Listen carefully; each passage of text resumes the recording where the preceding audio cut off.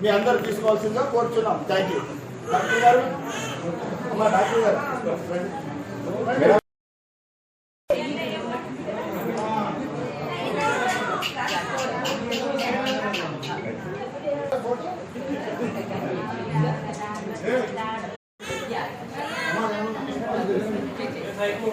Ready.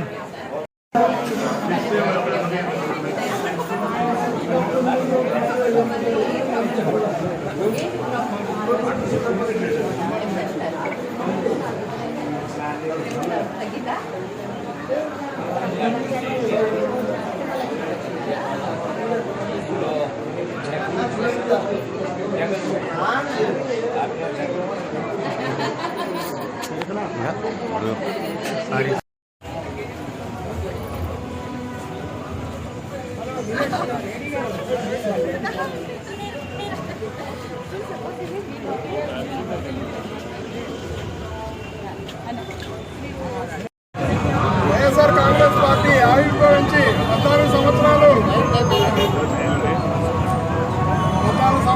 అవ్వడం జరిగింది. ఈ 14 సంవత్సరాల్లో ఫస్ట్గా ఒక ఎంపీ ఎమ్మెల్యే స్థానం నుంచి మొదలైన పార్టీ తర్వాత 17 స్థానాలకు, తర్వాత 67 స్థానాలకు, ఇప్పుడు 151 స్థానాలను అధిగమించడం జరిగింది. రాబోయే కాలంలో కూడా వైనాడు కొనసాగుతాయని జగన్మోహన్ రెడ్డి గారు అంటున్నారు. ఖచ్చితంగా మేమంతా కృషి చేస్తాం.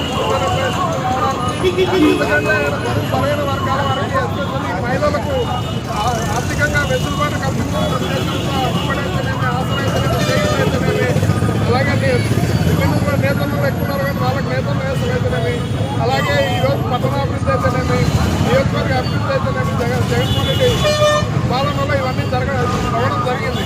ప్రతి ఊరికి రైతు భరోసా కేంద్రం, సచివాలయం, అలాగే పబ్లిక్ హెల్త్ సెంటర్ కూడా తెచ్చిన ఘనత జగన్మోహన్ రెడ్డి గారు.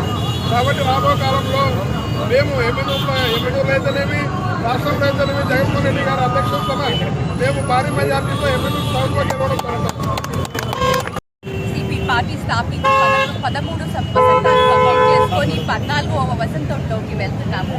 సో ఈ 14 సంవత్సరాలు ఏదైతే 14 సంవత్సరాలలో మేము సాధించింది, జగనన్న ఆయనకి ఎన్ని కష్టాలు పెట్టినా, ఎంత మానసికంగా ఆయనకి ముందుకు తీసుకొని వచ్చినా కూడా ఏది కూడా ఆయన కృషించకుండా ముందుకు ఎంతో మందికి ధైర్యాన్ని చెప్పి ముందుకు రావడం జరిగింది. అందరికీ తెలుసు వైఎస్ఆర్సీపీ పార్టీ స్థాపించడం ఏ విధంగా స్థాపించాము. వైఎస్ రాజశేఖర రెడ్డి గారి, మన దివంగత నేత వైఎస్ రాజశేఖర రెడ్డి గారి మరణాంతరం ఆయన ఎంతో మంది ప్రజలు ఆయనని తట్టుకోలేక చనిపోయిన వారికి ఓదార్పు యాత్రతో మొదలైన ఈ పార్టీ వైఎస్ఆర్సీపీ పార్టీ ఆ రోజు ఇద్దరితో స్టార్ట్ అయింది. ఇప్పుడు 151 మంది స్థానాలకు పెరిగింది. ప్రతి ప్రజల గుండెల్లో ఈరోజు